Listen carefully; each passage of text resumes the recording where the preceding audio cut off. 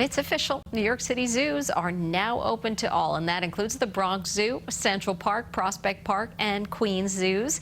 The animals may be eager to have an audience, but it won't be a packed house. These zoos are opening with reduced capacity. Also, you must purchase a date-specific ticket in advance. Tickets will not be sold at the entrance. And, of course, face coverings are required.